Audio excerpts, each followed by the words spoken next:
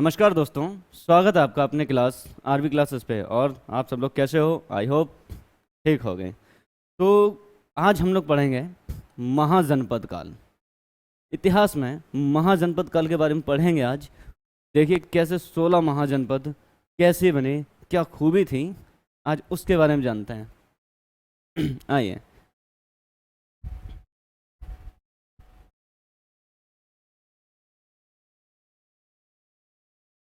महाजनपद, महाजनपद का मतलब सीधा है पहले कोई जिला है या जनपद, उससे जो बड़े राज्य हुए हैं उन्हें महाजनपद बोला गया। महाजनपद इन्हें वैदिक काल, जन वैदिक काल भी कहते हैं। देखिए महाजनपदों का उदय एक नगरीय क्रांति की भांति प्रतीत होता है। नगरीय क्रांति दोस्तों, क्रांति का मतलब एक नए बदलाव में, क्रांति का सीधा मतलब होता है एक बदलाव। तो महाजनपदों का जब उदय हुआ तो एक नगरीय क्रांति के रूप में हुआ। एक पढ़ते हुए बौद्ध ग्रंथ अंगुत्तर निकाय तथा महावस्तु के अनुसार महाजनपदों की संख्या 16 थी। एक बौद्ध धर्म में एक ग्रंथ है अंगुत्तर निकाय, और महावस्तु के अनुसार महाजनपदों की संख्या 16 थी। ये महाजनपद 16 इसमें मिलती है, लेकिन हमारे जो विद्वान थे पाणिनि, उन्होंने कभी कभी 22 महाजनपद का भी वर्णन किया है। तो आइए जानते हैं। जैन ग्रंथ भगवती सूत्र के अनुसार भी इनकी संख्या 16 थी। बौद्ध धर्म और जैन धर्म के जो ग्रंथ थे उनके अनुसार महाजनपदों की संख्या सिर्फ 16 थी। पाणिनि जी ने 22 महाजनपदों का वर्णन किया है, वो आगे हम लोग पढ़ेंगे। महापरिनिर्वाण सूत्र में 6 महानगरों की सूचना मिलती है। दोस्तों महाजनपद और महानगर, महानगरों की भी सूचना जो मिलेगी। महापरिनिर्वाण, महापरिनिर्वाण एक बौद्ध भगवान का एक सूचक भी, जब वो स्वर्गवास हो गया था, उनका देहांत हो गया था, तो उसे महानिर्वाण की संज्ञा दी गई थी। चलिए, पाणिनि ने 22 महाजनपदों की बात की है। जैसा मैंने बताया था, हमारे जो पाणिनि थे उन्होंने कभी कभी कहीं कहीं 22 महाजनपदों की भी चर्चा की है। 16 महाजनपद कौन से थे, कहाँ गए थे, आइए हम जानते हैं। 16 महाजनपद। पहला था अंग। पहला कौन सा था दोस्तों? अंग। इसकी राजधानी जो चंपा, इसका प्राचीन नाम था मालिनी, और ये भागलपुर में स्थित है अभी। भागलपुर कहाँ पे? मुंगेर। भागलपुर और मुंगेर के जगह पे ये स्थित है। दूसरा है अस्मक, इसका दूसरा नाम है अशक। पहला है अश्मक, इसको दूसरे भी नाम से जानते हैं अशक। इसकी जो राजधानी थी पोटली या पोटन, और ये भी कहाँ पे है? महाराष्ट्र में। महाराष्ट्र में। फिर आते हैं काशी। काशी, काशी की सीधी सी बात है, आपने काशी सुना है। काशी कहाँ पे है? वाराणसी। वाराणसी इसकी राजधानी थी और स्थित भी अभी वाराणसी में ही है। कौशल, इसका जो पहला नाम था, इसकी राजधानी का जो पहला नाम था वो था साकेत, और दूसरा हुआ श्रावस्ती। अभी अगर करेंगे तो सबसे पहले इधर देखो, श्रावस्ती ही आपको ज़्यादा देखने के लिए मिलती है। साकेत मिलती है लेकिन एक रियर केस में, एक रियर केस में आप साकेत जानेंगे। मगध, इसकी थी राजगिरी या गिरिब्रिज। 2 राजधानियाँ हमेशा याद रखना दोस्तों।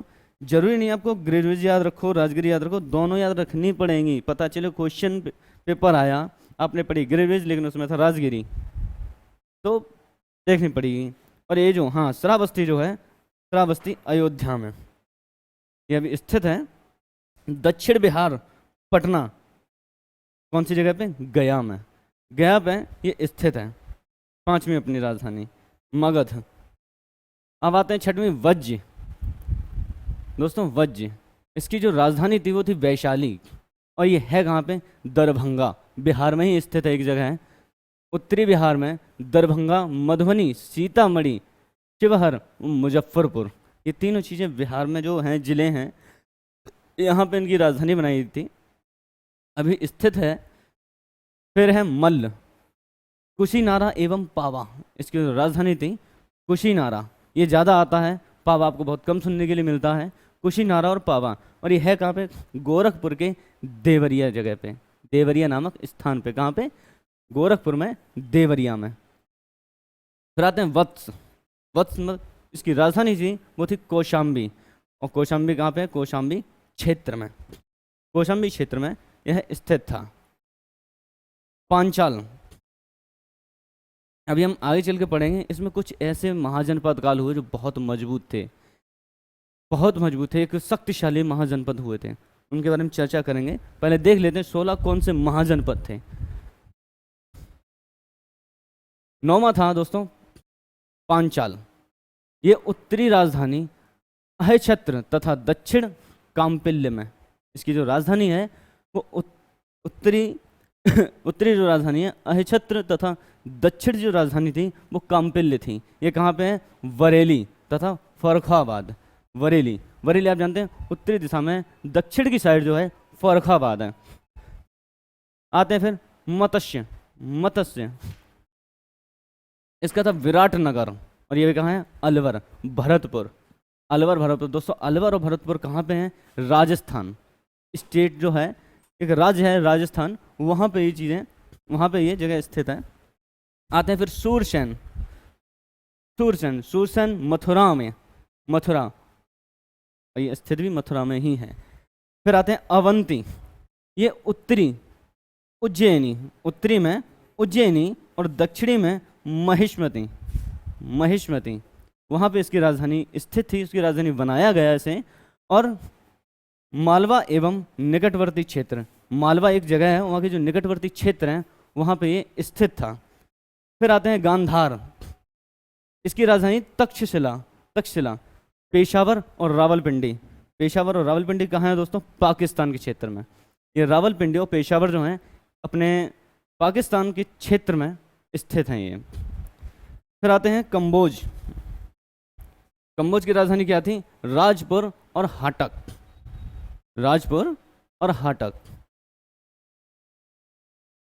ये कश्मीर के उत्तर में है, कश्मीर के उत्तर में। फिर आते हैं कुरु, इंद्रप्रस्थ, दिल्ली के आसपास, राजधानी इंद्रप्रस्थ और स्थित कहाँ पे है? ये दिल्ली के आसपास। अब आते हैं चेदी, चेदी का सोथिवती या सुक्तिमती, क्या था दोस्तों? चौथिवती या सुक्तिमती, और ये कहाँ पे है? आधुनिक बुंदेलखंड में, आधुनिक बुंदेलखंड में।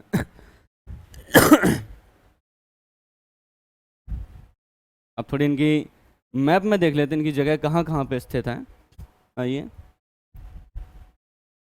देखिए, कंबोज, ये देखिए, गांधार, ये जो पाकिस्तानी इधर क्षेत्र है, देखिए इधर गांधार, मत्स्य, ये देखिए सारी चीज़ें। यार दोस्तों एक चीज़ याद रखिए, अगर महाजनपद, अगली बार अगर मैं महाजनपद आपके लिए लेके आऊँगा स्पेशली सिर्फ इंडिकेट करने के लिए, मैप पे आपको दिखाऊंगा कौन सी जगह पे ये स्थित हैं। मैप से याद करेंगे तो काफ़ी जानकारी हमें मिलती है और काफ़ी वो रिमेम्बरबल रहती है, हमें याद रहती हैं वो चीज़ें। तो यहाँ पे आपको साफ नहीं दिख रहा होगा मैप, चलिए कोई नहीं, अगली बार लेके आएंगे। आइए अब सामान्य परिचय लेते हैं। तो अपने जो पहली राजधानी थी अंग, आपको जगह भी पता है, ये मगध के पूर्व में था। वर्तमान में इसकी स्थिति मुंगेर व भागलपुर में स्थित है। जैसा आपने देखा था कि राजधानी कहाँ पे है, स्थित कहाँ पे है, तो जैसा आपने देखा था मुंगेर भागलपुर है, भागलपुर में। राजधानी चंपा थी, यह भी आपको पता है। पुराना नाम इसका क्या था? मालिनी था। महापरिनिर्वाण सूत्र में 6 महानगरों, महापरिनिर्वाण में 6 महानगरों की भी चर्चा मिलती है, जिनमें चंपा अंग भी था।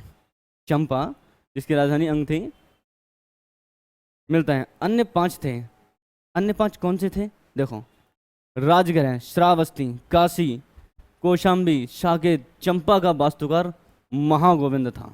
दोस्तों ये चीज़ें याद रखने योग्य हैं कि इन चीज़ों का जो वास्तुकार था, वास्तुकार मतलब अभी गए इंजीनियर, बनाने वाला, वास्तुकार, घर बनाने वाला, नगर बनाने वाला, जो वास्तुकार था उसका नाम क्या था? महागोविंद। अंग का जितने भी शहर बसे थे उनका जो वास्तुकार था वो महागोविंद था। अब दूसरे आते हैं, दूसरे महाजनपद पे, अश्मक या अशक, इसकी राजधानी पता है आपको? पोटली या पोटन थी। यह नर्मदा व गोदावरी नदियों के मध्य अवस्थित था। याद, एक चीज़ याद रखना दोस्तों, कभी कभी हम लोगों को नदी और पूछे तो नदी याद रखना, यह नर्मदा और गोदावरी नदियों के बीच में था। कहाँ पर था? यहाँ पे बीच में स्थित था। यह दक्षिण भारत का एकमात्र महाजनपद था। इस राज्य के राजा इक्ष्वाकुवंशी, कौन थे इसके राजा? इक्ष्वाकुवंशी। दोस्तों ये चीज़ें बहुत इंपॉर्टेंट हैं, याद रखना। इसके जो राजा थे इक्ष्वाकुवंशी थे। यह दक्षिण भारत का एक ऐसा राज्य था। अवंती के साथ संघर्ष चलता रहा, कालांतर में यह अवंती के अधीन हो गया। दोस्तों अवंती एक महाजनपद था जिसके साथ ये इसके युद्ध बने रहे, कुछ तकरार बनी रही। आखिर आगे अवंती ने इसे हरा के अपने अधीन कर लिया था। फिर आते हैं काशी। काशी की राजधानी वाराणसी थी। तीर्थकर, अच्छा जैन धर्म के एक तीर्थकर थे पार्श्वनाथ। पार्श्वनाथ के पिता अश्वसेन काशी के राजा थे। दोस्तों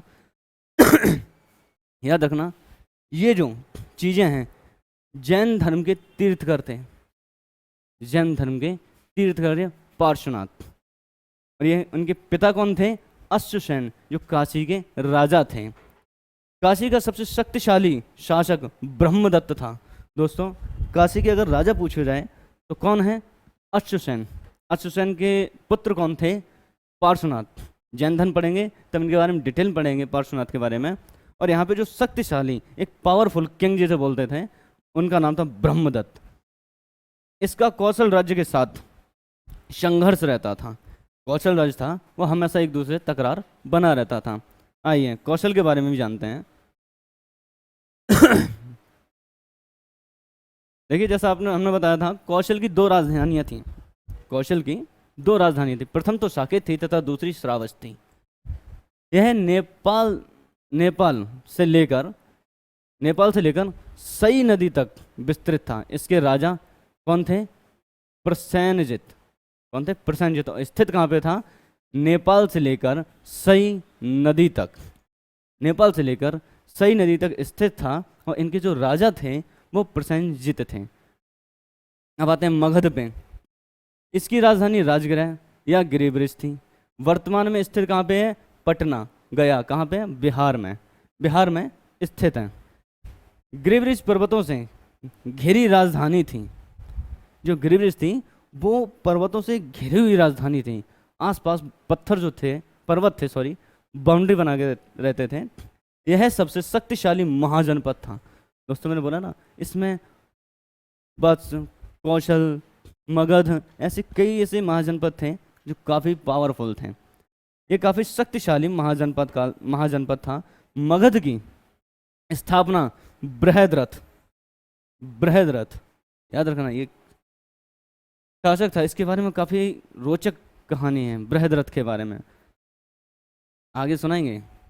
बृहद्रथ ने की थी। बाद में जरासंध यहाँ का शासक हुआ। बाद में यह हर्यक वंश, फिर शिशुनाग वंश, नंद वंश और मौर्य वंश।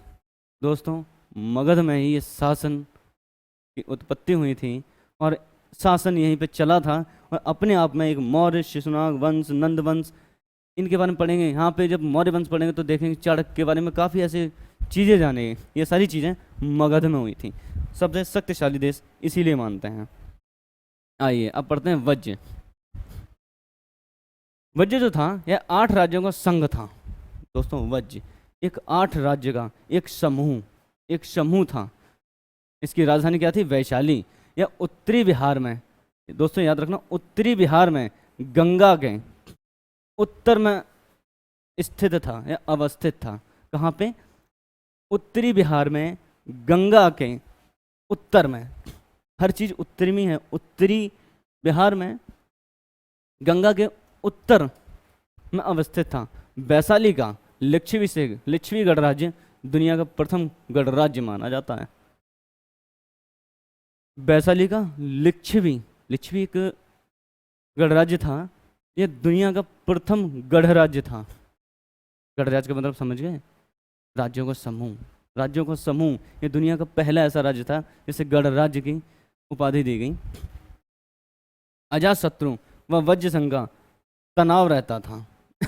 वहाँ के अजातशत्रु थे, एक राजा थे, एक वज्र संघ थे। इन दूसरों का आपस में लड़ाई झगड़े बने रहते थे। बाद में वंशकार के षड्यंत्र द्वारा मगध से पराजित हुआ। एक थे वहां पे भी शकुनी थे, बैठे थे वत्स्यकार। आपको क्या पता, जहां शासन होगा वहां कोई ना कोई तो शकुनी बैठा होगा, तो यहाँ पे भी बैठे थे वत्स्यकार। लगाया षड्यंत्र, भगा दिया। अब आते हैं मल्ल। मल्ल दोस्तों, मल्ल भी गणतंत्र था। मल्ल भी एक गणतंत्र राज्य था, महाजनपद था।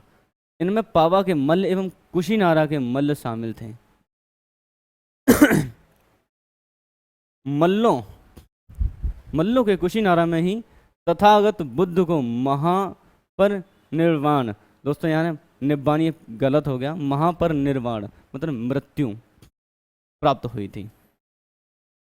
वहीं पे भगवान बुद्ध ने अपनी देह त्यागी थी, वहीं पे इन्हें मृत्यु प्राप्त हुई थी। आते हैं वत्स पे। इसकी राजधानी कौशाम्बी थी। उदयन यहाँ का एक शासक था। उदयन एक राजा था। जितने राजा आप इधर सुन रहे हैं, इत्मीनान से पढ़ेंगे राजाओं के बारे में, बहुत अच्छी कहानी। यहाँ एक साथ वर्तमान में आज का प्रयागराज व आसपास का क्षेत्र आता है। दोस्तों वर्तमान में प्रयागराज मतलब इलाहाबाद, प्रयागराज का आसपास क्षेत्र आता है। आज कौशाम्बी उत्तर प्रदेश का एक जनपद है, यूपी का एक जिला है ये। इसकी स्थापना किसने की थी दोस्तों? हस्तिनापुर के पतन के पश्चात हुई थी। इसकी जो स्थापना हुई थी वो हस्तिनापुर जब उसका पतन हो गया था, उसके पश्चात इसकी स्थापना की गई। पढ़ते हैं अब पांचाल। इसकी दो राजधानियां थी। दो राजधानी उत्तरी में अयछत्र, जहाँ पे क्या आता है रामनगर और बरेली।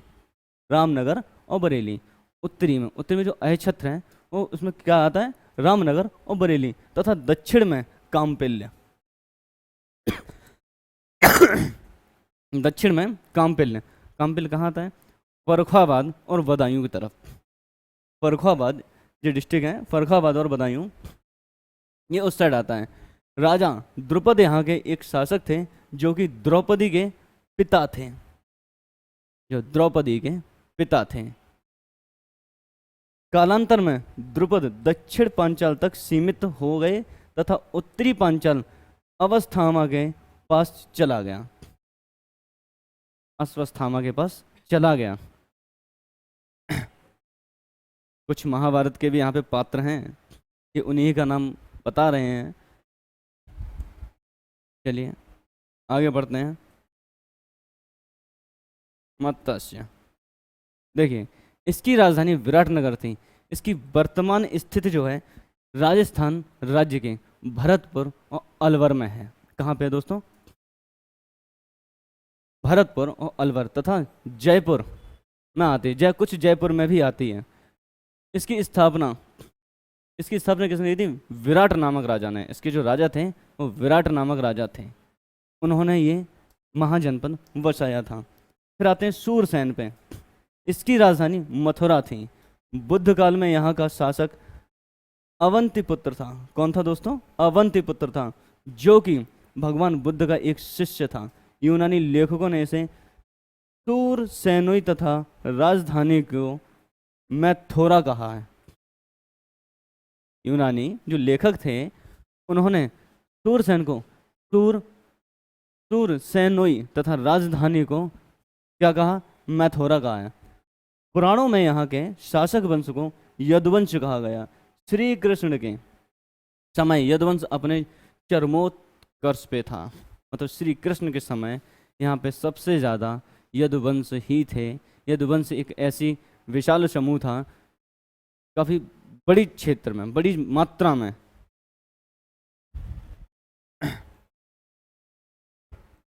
अब देखते हैं अवंती। इसकी भी दोस्तों दो राजधानियां थीं। कितनी थी? दो राजधानियां। कौन कौन सी थी? उत्तरी भाग की जो राजधानी उज्जैनी थी। उत्तरी भाग की जो राजधानी थी उत्तरी की उज्जैनी, और दक्षिणी जो भाग था वो कहाँ का था? महेशमती।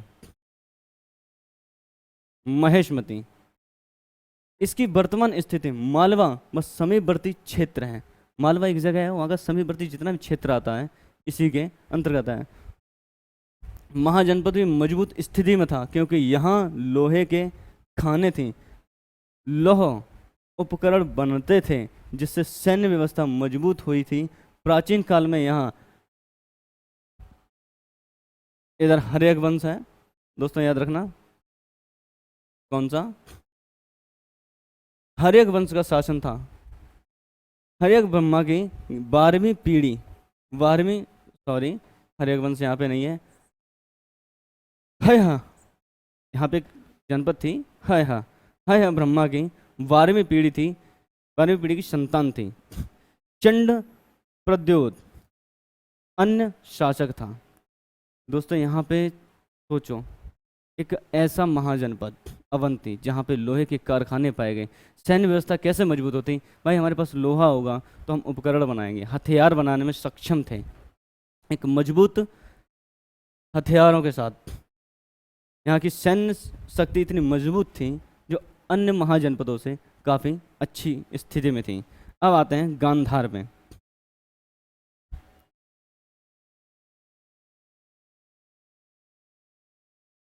गांधार, गांधार की राजधानी तक्षशिला, इसकी जो राजधानी थी तक्षशिला थी। इसकी वर्तमान स्थिति में कश्मीर, कुछ भाग तथा पाक व अफगान के कुछ हिस्सों में आते हैं। याद रखना, कुछ हिस्सा कश्मीर में आता है, कुछ अफगानिस्तान, कुछ पाकिस्तान के क्षेत्र में, कुछ कुछ हिस्से इसके आते हैं। फिरोजपुर, पेशावर, ये भी पाकिस्तान में ही है। एक अन्य महत्वपूर्ण नगर था। तक्षशिला व्यापारिक केंद्र था तथा शिक्षा का भी केंद्र था। तक्षशिला में सिंधु नदी से, आप हड़प्पा जब पढ़ेंगे तो यहाँ से देखेंगे, मैप में बताऊंगा, वहीं से एक तक्षशिला, तक्षशिला यहाँ पे सबसे शिक्षा का सबसे भारी केंद्र था, एक महान स्कूल बोला जाता है इसे। और यहाँ का जो पेशावर, पेशावर जो फिरोजपुर था, एक अन्य जगह थी उसका। यहाँ पे व्यापार बहुत बृहद क्षेत्र में होता था। इसका अस्तित्व 11वीं सदी तक रहा। गांधारी यहाँ की राजकुमारी थी जिनका विवाह धृतराष्ट्र से हुआ था। याद रखना, ये महाभारत के वही पात्र हैं, वही द्रौपदी के पिता थे द्रुपद। यही गांधार राजकुमारी जिनका विवाह धृतराष्ट्र से हुआ, यहाँ का शासक शकुनी था। शकुनी, शकुनी तो नाम जानते ही होंगे, जैसा भी बताया था, सबसे षड्यंत्रकारी पुरुष। कुषाणों द्वारा यहाँ बौद्ध धर्म विस्तृत हुआ। यहाँ की सांस्कृतिक कला की शैली का नाम कालांतर में गांधार शैली के नाम से चर्चित हुआ। यहाँ की जो शैली थी, जो सभ्यता थी, इसकी जो सांस्कृतिक कला थी, सांस्कृतिक कला, उसे बाद में गांधार शैली के नाम से जाना गया।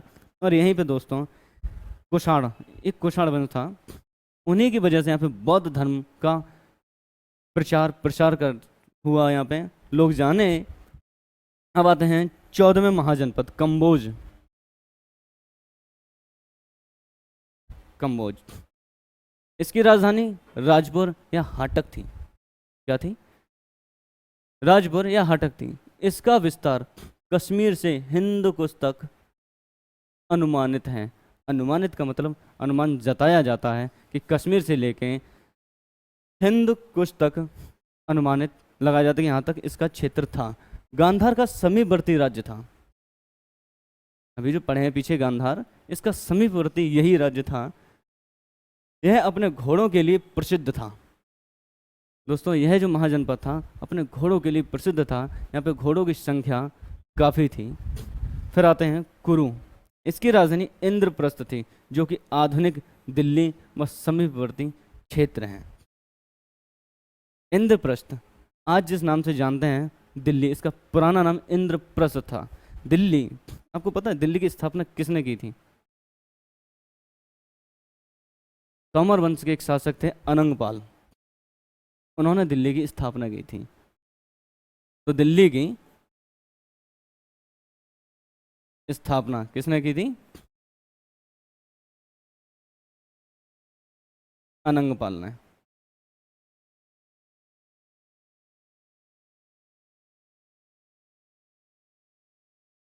दिल्ली की स्थापना किसने की थी? अनंग पालना है। यह यमुना नदी के पश्चिम में है। यहाँ कौरव राजा थे, कौरव राजा थे। महाभारत में इसका विस्तृत वर्णन है। कौरव और पांडव का युद्ध ही महाभारत में पूरा वर्णन है। जो कौरव थे जिनके 100 भाई थे, दुर्योधन, ऐसे कई नाम थे। अभी जो आपने नाम पढ़ा धृतराष्ट्र, ये कौरव वंश के स्थापक थे, इन्होंने ही सब भाई किया था। इसका विकास भरत व पुरु के संयोग से हुआ था। दोस्तों याद रखना, भरत और पुरु के संयोग से इसका विकास हुआ। अब पढ़ते हैं लास्ट, चेदी।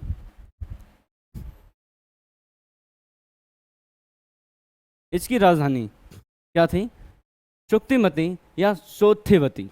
यह आधुनिक बुंदेलखंड में स्थित है। कहाँ पे? आधुनिक बुंदेलखंड में।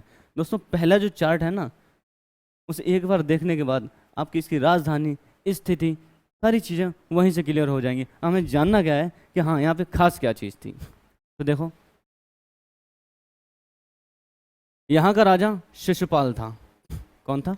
शिशुपाल। यह भी एक महाभारत का ही एक पात्र है, शिशुपाल। इसका वध श्री कृष्ण ने किया। श्री कृष्ण ने किया। आपने देखा वो नाटक में कि हाँ तुम्हारी 100 गलतियाँ माफ़ हैं, 1000 गलतियाँ माफ़ हैं। फिर वो सुदर्शन लेके आते थे, खत्म। शिशुपाल वही थे, शिशुपाल जी। आइए अब बुद्ध काल के 10 गणतंत्र। अब आते हैं 16 महाजनपद, तो हमने पढ़ लिए। अब वहाँ पे देखा है कि यह 16 महाजनपद में ज़्यादातर सारे हमें पात्र, सारी चीज़ें महाभारत की मिली। अब पढ़ते हैं बुद्ध काल के 10 गणतंत्र। 10 गणतंत्र क्या हैं? आइए जानते हैं।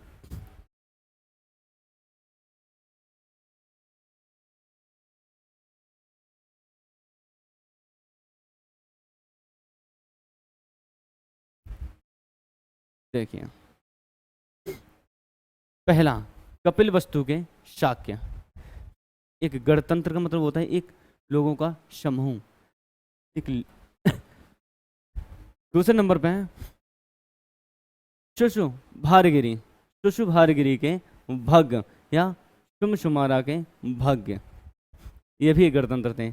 एक थे अलकप्प के बुली और केशपुत्र के कलाम, रामग्राम के कोलिय और पिप्पलेवन के मौर्य, मिथिला के विदेह, कुशीनारा के मल्ल, पावा के मल्ल, कौशाम्बी वैशाली के लिच्छवी। ऐसे दोस्तों 10 गणतंत्र थे बौद्ध काल के समय में।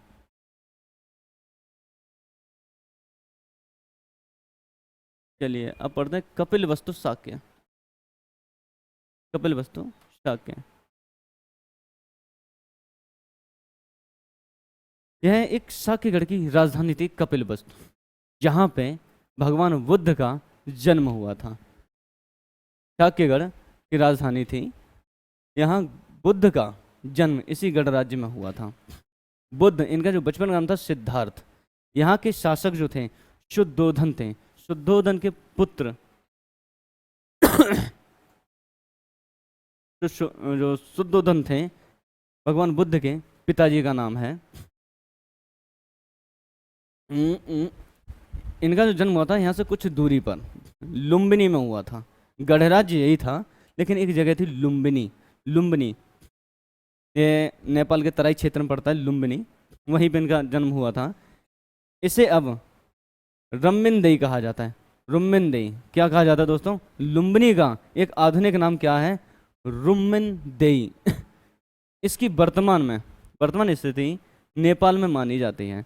जैसे मैंने बोला ना दोस्तों, जो लुम्बिनी है वो नेपाल के तराई क्षेत्र है, वहाँ पे भगवान बुद्ध का जन्म हुआ था। और आज इसे एक आधुनिक नाम से जानते हैं, रुम्मिनदेई। रुम्मिनदेई। विसेंट स्मिथ, इसकी अवस्थिति उत्तर प्रदेश के सिद्धार्थ नगर में मानता है। भाई वहाँ के एक लेखक थे या फिलोसफर थे, कौन थे? Vincent Smith. इनकी जो मतलब इनकी जो स्थिति है, इसकी जो स्थिति है अभी उत्तर प्रदेश में सिद्धार्थनगर में मानते हैं कि भाई नेपाल की तरफ नहीं है, इनकी जो स्थिति है वो उत्तर प्रदेश में सिद्धार्थनगर के आसपास है। रुम्मिनदेई, रुम्मिनदेई से सम्राट अशोक का एक स्तंभ लेख मिला है। इसके शाक्य वंश का विनाश विडुम्ब ने किया था। किसने किया था? विडुम्ब ने। विडुम्ब ने शाक्य वंश का जो विनाश या पतन किया था वो किसने किया था? विडुम्ब ने किया था, जो कि कौशल का शासक था। कौशल राज्य का एक राजा था विडुम्ब, जिसने शाक्य वंश का पतन किया। शाक्य स्त्रियों को भिक्षुणी संघ की स्थापना का श्रेय जाता है।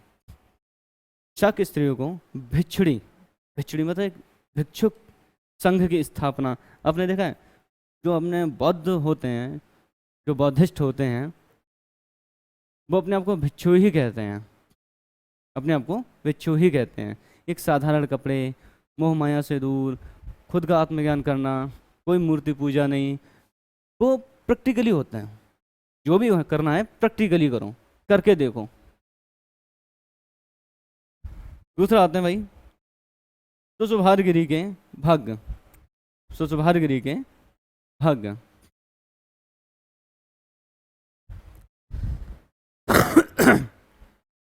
भग्ग संभवतः भर्ग का विकृत या पाली रूप है।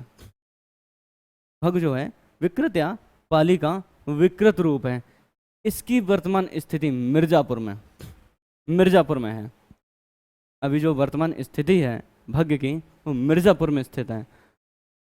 अलकप के बुली, अलकप के बुली, इसकी राजधानी बेतिया थी। क्या थी? बेतिया। जो इसकी राजधानी थी बेतिया थी। वर्तमान स्थिति शाहाबाद। कहाँ पे? शाहाबाद, आरा और मुजफ्फरनगर, जो कि उत्तर प्रदेश में स्थित है। शाहाबाद, आगरा और मुजफ्फरनगर जिलों के बीच में है। ये लोग बौद्ध अनुयायी थे। यहाँ के जो लोग थे वो बौद्ध धर्म को अपनाते थे, उन्हीं का प्रचार प्रसार करते थे, उन्हीं के अनुयायी थे। केशपुत्र के कलाम, केशपुत्र के कलाम बुद्ध के गुरु थे अलार कलाम। बुद्ध के गुरु थे अलार कलाम, इसी राज्य से थे भगवान बुद्ध के। एक उनके गुरु जो थे अलार कलाम, इनके दो शिष्य भी थे आनंद और उपाली। आनंद और उपाली इनके दो शिष्य थे। इनके जो गुरु थे वो अलार कलाम। इन्होंने बुद्ध को शंख दर्शन की शिक्षा दी। कलामों का संबंध पांचाल के केशियों के साथ था। इनका जो संबंध था पांचाल के केशियों, एक समूह था, वर्ग था, उनके साथ था। रामग्राम के कोलिय, कोलियों की राजधानी रामग्राम की पहचान। कोलियों की राजधानी रामग्राम की पहचान रामगढ़ ताल से गई है। इनकी जो पहचान कहाँ से की गई है? रामगढ़ ताल से की गई है, जो कि गोरखपुर में भी स्थित है। गोरखपुर जिले में पड़ता है। रामग्राम में बुद्ध के महापरिनिर्वाण, दोस्तों फिर वही महापरिनिर्वाण है, महापरिनिर्वाण नहीं है। महापरिनिर्वाण के पश्चात शरीर की भस्म के एक भाग के ऊपर एक महास्तूप बनवाया गया। दोस्तों बौद्ध धर्म में स्तूपों की काफ़ी चर्चा मिलती है। स्तूप यहाँ पे आप देखेंगे सम्राट अशोक जो थे इन्हीं के अनुयायी थे। उनके भी अभिलेख जो शिलालेख हैं वो भी इन्हीं के अनुयायी थे। तो इनकी जो एक भस्म थी इनके शरीर की, उसके ऊपर एक स्तूप बनवाया गया। यह कपिल वस्तु से पूर्व की ओर स्थित है। यह कपिल वस्तु जब जाएंगे तो उसकी एक उत्तर दिशा की ओर यह स्थित मिलेगा आपको। आप देखेंगे पिप्पलिवन के मोरियन को। क्या देखेंगे दोस्तों? पिप्पलिवन के मोरियन को। यह क्षेत्र नेपाल की तराई व गोरखपुर के बीच स्थित है। ये पिपलवन के जो मौर्यन पिपलवन यह क्षेत्र है नेपाल की तराई व गोरखपुर के बीच स्थित है। कुछ विद्वानों का मानना है कि वस्ती जिला का पिपरिया या पिपरावा ही पिपलवन था। मतलब कुछ मानते हैं एक बस्ती जिला था, वहाँ के कुछ वर्ग थे पिपरिया या पिपरावा, यही दोनों को क्या कहा गया, पिपलिवन। कुछ विद्वानों का मानना है कि मौर्य वंश की जड़ें इसी वंश में हैं। कुछ विद्वान मानते हैं जो मौर्य वंश का स्थापना हुई थी, जो अपने को मौर्य साम्राज्य एक विशाल साम्राज्य था जिसकी नींव यहीं से मानी जाती है। मौर्यन शब्द से ही मौर्य शब्द बना है। अंगार स्तूप पिपलिवन में था। एक स्तूप था दोस्तों अंगार, वो कहाँ पे था, पिपलिवन में था। और इधर जो बोलते हैं मौर्य शब्द, वो मौर्यन शब्द से ही मौर्य शब्द पड़ा, ऐसा मानना है विद्वानों का। चलिए अब मिथिला के विधेय। मिथिला, यहाँ के राजा जनक थे।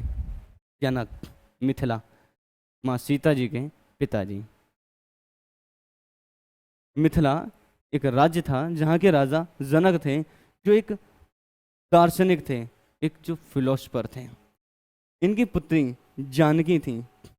इसकी पहचान जनकपुरी से की जाती है। इनकी एक पुत्री थी जानकी। आज जनकपुरी नाम एक जगह है, इन्हीं के नाम से पड़ा हुआ है। महाभारत में मिथिला के शासकों को विदेह वंशीय, महाभारत में मिथिला के जो शासकों को विदेह वंशी कहा गया है। तो दोस्तों महाभारत में विदेह वंशी किसे कहा गया है, मिथिला के शासकों को। मिथिला के शासकों को ही क्या कहा है, विदेह वंशीय। आते हैं कुशीनगर के मल्ल पर। कुशीनगर के मल्ल पर, मल्ल सैनिक प्रवृत्ति थे। नाम ही देखो मल्ल। गाँव में कह रहे था भाई पहलवान को अच्छा, कुछ लोग अपने गांव में पहलवानों को भी मल्ल बोलते हैं। मल्ल एक नाम से यार देखो कितना वजन है, मल्ल। तो यहाँ पे सीधी सी बात है, नाम इतना खतरनाक है तो भाई सैनिक प्रवृत्ति के थे। इसकी वर्तमान स्थिति उत्तर प्रदेश के देवरिया में है। कहाँ पे, देवरिया में। बताया भी जाता है भी। महात्मा बुद्ध यहाँ के शालवन में ठहरते थे। यहीं पर बुद्ध को महापरिनिर्वाण प्राप्त हुआ था, इसलिए यह स्थल पवित्र बौद्ध तीर्थ स्थल माना जाता है। उनके देह त्याग, प्राण त्याग की जो प्रक्रिया के कारण यहाँ का जो स्थल है वो पवित्र बौद्ध तीर्थ स्थल माना जाता है। कहाँ पे, देवरिया को अजातशत्रु ने इसे जीत लिया था तथा मगध में मिला लिया था। अजातशत्रु एक इतना महान तगड़ा शासक था कि उसने कुशीनगर को जीत लिया। और कहाँ पे मिला लिया, मगध में। आप जानते हो मगध एक कितना बड़ा महाजनपद कहते, एक ताकतवर। तो ये जीत के ये भी उसी में शामिल कर लिया था। वाल्मीकि, रामायण में मल्लों को लक्ष्मण के पुत्र चंद्रकेतु मल्ल का वंशज कहा गया। महर्षि वाल्मीकि जिन्होंने रामायण की रचना की, जिन्होंने रामायण लिखी थी, उन्होंने मल्लों को लक्ष्मण के पुत्र बताया।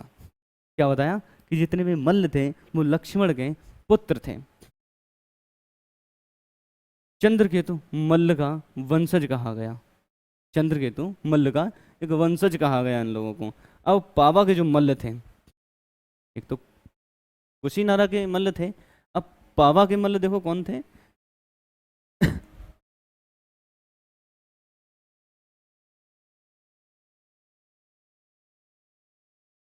चलिए, आधुनिक कुशीनगर जिले में पड़रौना नामक स्थल में था। कहाँ पे था, पड़रौना नामक स्थल में था। जीवन के अंतिम पड़ाव में तथागत ने, जीवन के अंतिम पड़ाव में तथागत ने यहीं पर चंद के द्वारा प्रदत्त सुकर मच्छम मतलब सुअर के मांस से बना एक प्रकार का भोज्य पदार्थ। यहाँ पे तथागत सुअर के मांस से बना एक प्रकार का भोज्य पदार्थ खाया था तथागत ने, जिसके बाद उन्हें अतिसार हो गया तथा कुशीनगर पहुंचने पर वे महापरिनिर्वाण को प्राप्त कर गए थे। तथागत दोस्तों, तथागत का और कोई मतलब नहीं, तथागत का मतलब है भगवान बुद्ध। भगवान बुद्ध को ही तथागत कहा जाता है। इन्होंने सबसे पहले यहीं पर सुअर के मांस से बना कुछ भोज्य पदार्थ ने खाया था, जो कुशीनगर से चलते चलते वहाँ पहुँचने से महापरिनिर्वाण मतलब इनकी मृत्यु हो गई थी। अब वैशाली के लिच्छवी कैसे थे देखते हैं। इनकी वर्तमान स्थिति मुजफ्फरनगर में कहाँ पे? वसाड़ा नामक स्थान में है। मुजफ्फरनगर के वसाड़ा नामक स्थान पर है। महावज्र जातक के अनुसार यह है वज्र का सबसे प्रमुख व शक्तिशाली नगर था। वैशाली जो था एक सबसे शक्तिशाली नगर था। यहाँ बुद्ध के निवास के लिए महावन में के कुटाग्रशाला लिच्छवियों ने बनवाई थी। ये भगवान बुद्ध के लिए कुटाग्रशाला लिच्छवियों ने बनवाई थी, एक रहने के लिए। यहाँ का राजा चेतक था। चेतक लिख गया लेकिन नाम चेतक था।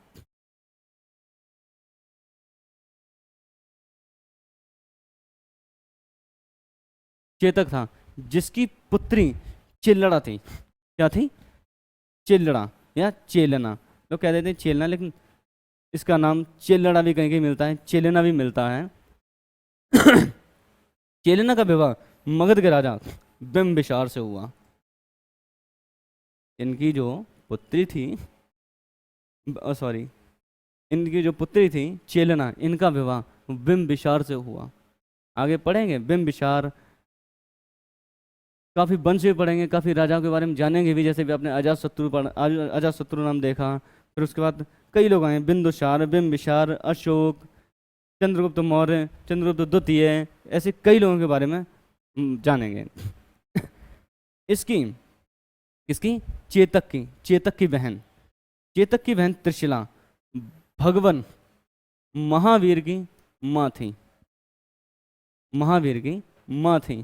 त्रिशिला भगवान महावीर, ये भगवान जो लिखा है भगवान नहीं, भगवान महावीर स्वामी की माता का नाम था त्रिशिला था। लिच्छवी राजतंत्र से गणतंत्र में परिवर्तित हुआ। इस गणराज्य की स्थापना सूर्यवंशी इक्ष्वाकु पुत्र विशाल ने की थी। किसने की थी? सूर्यवंशी इक्ष्वाकु के पुत्र विशाल ने की थी। इसलिए इसका नाम वैशाली पड़ा था। तो देखिए दोस्तों, महाजनपद काल में अगर आप पढ़ेंगे तो आपको सारे वो पात्र मिलेंगे जो आपने नाटक में देखे हैं। अब इसके बाद इंटरेस्टिंग कहानी शुरू होगी। अब होगा एक वंशों का आगमन, वंश आएंगे, फिर एक राजा बनेंगे, कुछ युद्ध होगा, कोई किसी से लड़ाई होगी, वहाँ से इंटरेस्ट शुरू हो जाता है। तो आज की क्लास में इतना ही। अब कल हम लोग एक नई क्लास में आएंगे, ठीक है। अगर कोई डाउट हो या कोई चीज़ छूट गई हो, फिलहाल हमने तो सारी चीज़ पढ़ाई है, अगर कोई भूल गए हो तो भाई कमेंट सेक्शन में डाल देना, आपको चीज़ प्रोवाइड कराई जाएगी, ठीक है। चलिए, जय हिंद, धन्यवाद।